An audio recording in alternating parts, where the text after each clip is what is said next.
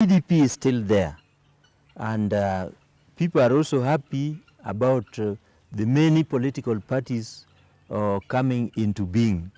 Even now, I want to say that if we can have more, the better for our democracy, because Kenya at one point was really crying and yearning for multipartyism. So that was made possible by the repeal of Section 2A of our then constitution. And therefore, we should now enjoy that freedom of many parties. We must not condemn the other parties that are coming into our system. Yeah, let's embrace them. Let's work together as brothers and sisters.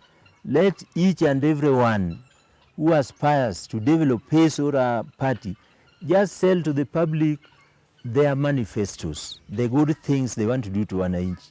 Let them not sell fear and terror amongst people. Let them not blackmail others. Actually, if you are a Democrat, then you should be happy that democracy is thriving within your environment. Yeah, you should encourage people to be free and feel the fruits of that freedom, that expanded freedom, without suffocating them or muscling their ambitions. Yeah, so PDP as a party, we have now started taking it to places, and I want to believe that come next year, maybe from January, PDP will be everywhere. It is my dream that in the coming general elections of 2022, August 2022, PDP will have candidates in all the wards, all the constituencies, for all the seats that will be there to be contested. I'm still hoping that, God willing, I should also be considered to be president, because that seat, the presidency, is not a preserve for one or two individuals.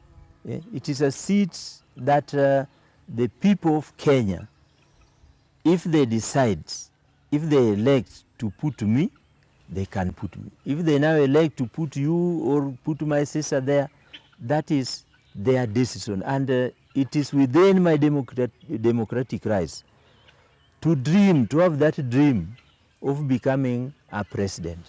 So PDP come next year, mimi nitakuwa natembea hapa na pale, naomba kura, na watu wa Kenya wakikubali ni Obado, mimi nitashukuru na nitawafanyia kazi kweli. Sana sana nitaangalia hii maneno ya wakulima, kwa sababu sahihi naona kama wakulima wamewachwa peke yao. Hata watoto wetu mayouth ambao wamesoma zaidi hawana kazi hata kidogo. So I'll really look into those things. Generally, the field of socio-economic empowerment, hapo mimi nikipata nafasi ya kuongoza hii nchi, hapo ninaweza angalia kwa makini sana, na naamini ya kwamba nitafaulu nikipewa hiyo nafasi. So kwa safari hii ama kwa sasa nataka kuwarai wa Kenya wote wakuje waniunge kujenga hii chama cha PDP, ambayo iko na hata slogan mzuri sana. Slogan ya PDP nasema mamlaka kwa wananchi. So power to the people. Power to the people. I want the power to be in the people, in our hands. Mamlaka kwa wananchi. So hii mamlaka kwa wananchi, ama the power of the people, is what will now enable us to elect our leaders democratically, without fear or without intimidation, without being coerced, without being blackmailed.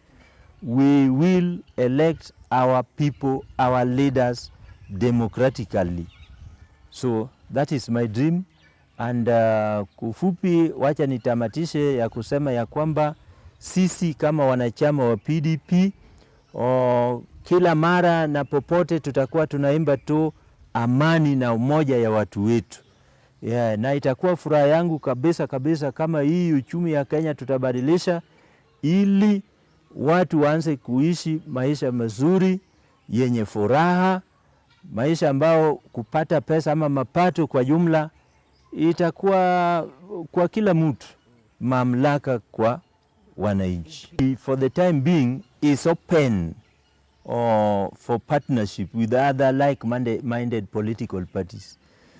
So we welcome and we embrace all the other political parties, because what we want to do is to live the dream of the Kenyan people. The dream of the Kenyan people is for unity. Love, peace and unity, the way Mzee Moi used to sing, peace, love and unity. So that is the dream of the Kenyan people. We want our unity, and so the other political parties, I want to encourage them just to dialogue with us. We share ideas, we see how we can move together as a country. We want to embrace one another. We don't want to condemn or blackmail other political parties. So kufupi, PDP, I want to say PDP is ready for partnerships. If there are political parties that fail, we can talk and move together for the benefit or for the betterment of our democracy. Then we are ready for that. The Deputy President, I'm aware, is soon coming to Migori. Even the other political party leaders, let them also come. The other presidential aspirants, let them also come. If they come, I will meet them, I will welcome them here. I'll pray for them that they hold peaceful rallies here, rallies free of hooligans. Yeah? And I really want to appeal to our people, more so the youth, who throw stones or heckle people aimlessly, like what they did when Jimmy Wanjigi came here. That was most unfortunate. In fact, that was one of the most primitive kind of politics that I was seeing around. You can't throw stones at an aspirant who has simply come to ask for votes. If you don't feel, or if you don't like what they have to say, or if you don't like them, the best thing is to keep off. Yeah, just go and do your own things. Don't go and disturb a rally that is peacefully going on. So I don't expect to witness such a situation again, where somebody who doesn't like a particular guy comes to disrupt their rallies. That will be very, very unfortunate. So kama naibu wa rais atakuwa anakuja pande hii, mimi nimemkaribisha, nitamkaribisha yeye tena akuja tembee tu aongee na watu kila mahali popote popote, na mimi nikipata nafasi pia nitatembea na yeye, because mimi pia nataka nipate nafasi ya kusalamia watu wangu namna hii. So kwa vile najua watu watakuja huku, watu wengi, mimi pia nitapata hiyo nafasi. Kwa sababu there are some places have taken long before going. Yeah. So akipanga safari ya Suri, mimi nitaenda huko. I have my friends there, my relatives, my supporters, my voters.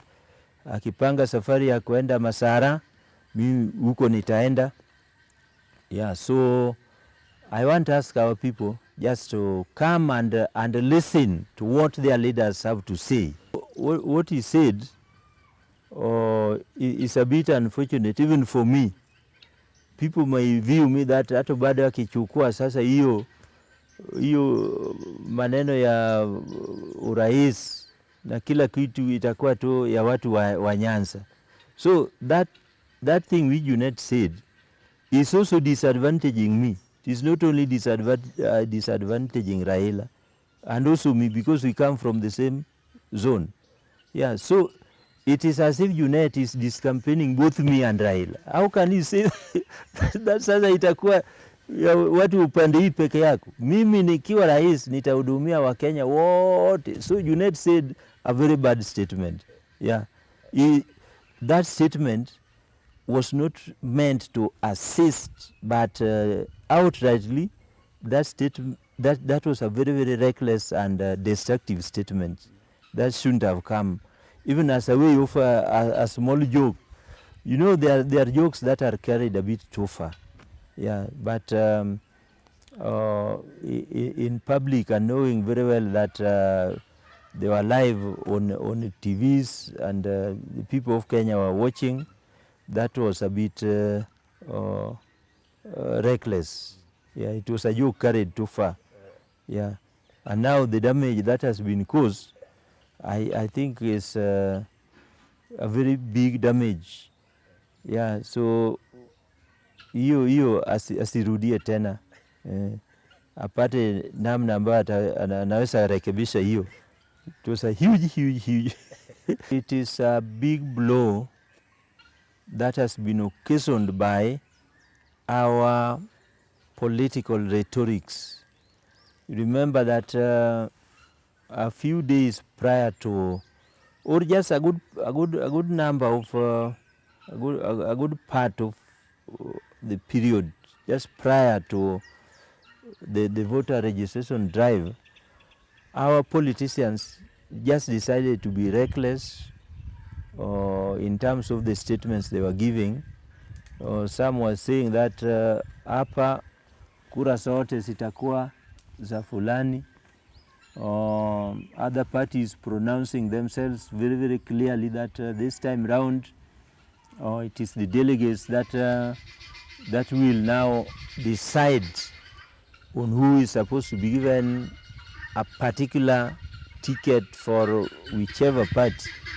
So that aspect of hand-picking or reckless statements also discouraged people from more so the young voters from going for the voters card, because most of them, I want to believe, expected that if you get a voters card, then you will have the freedom to go and elect a person of your choice.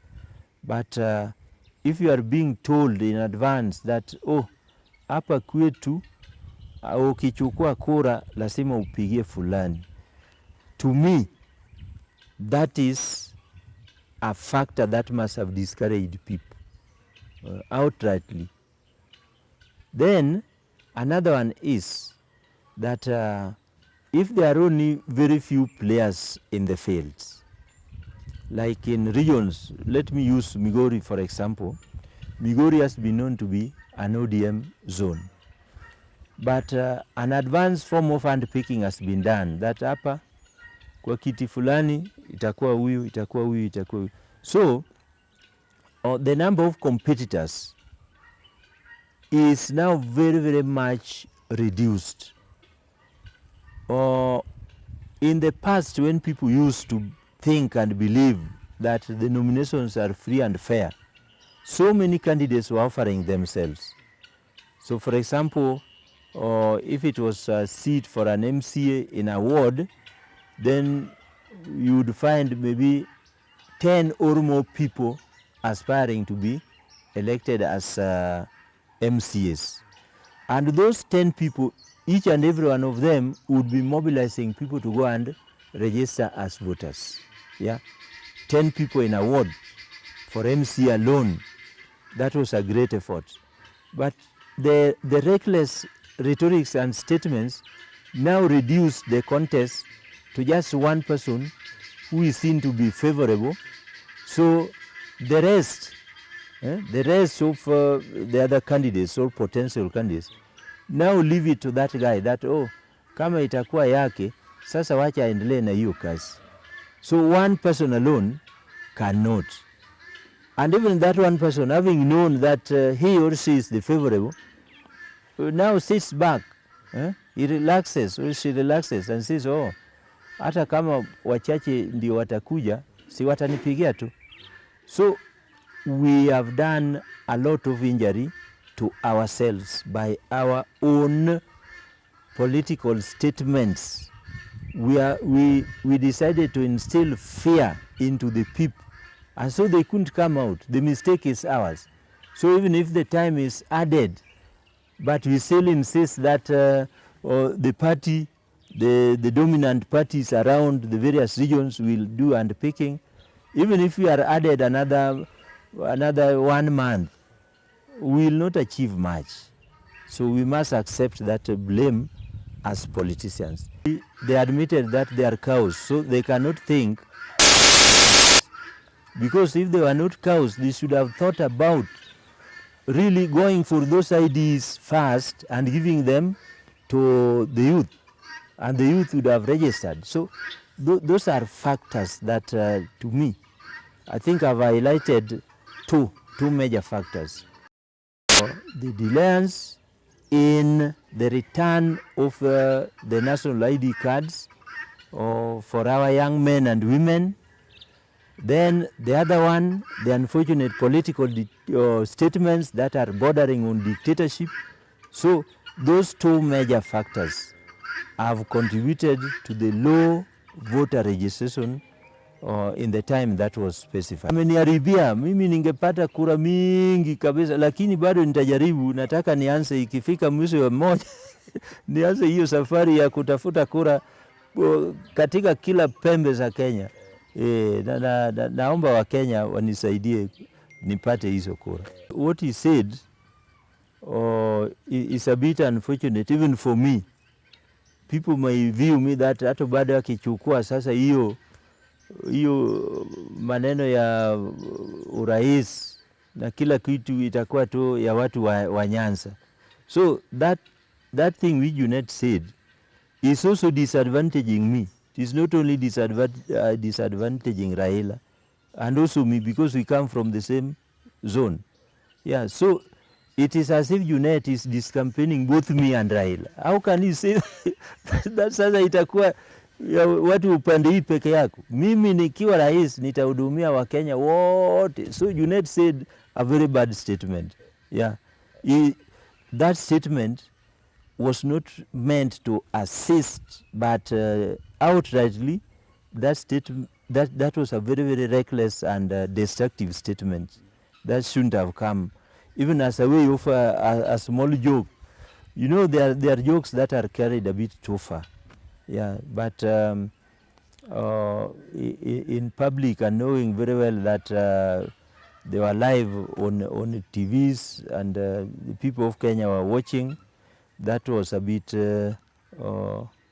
reckless. Yeah, it was a joke carried too far. Yeah, and now the damage that has been caused, I think is a very big damage. Yeah, so hiyo asirudie tena, apate namna ambayo anaweza rekebisha hiyo. It was a huge damage.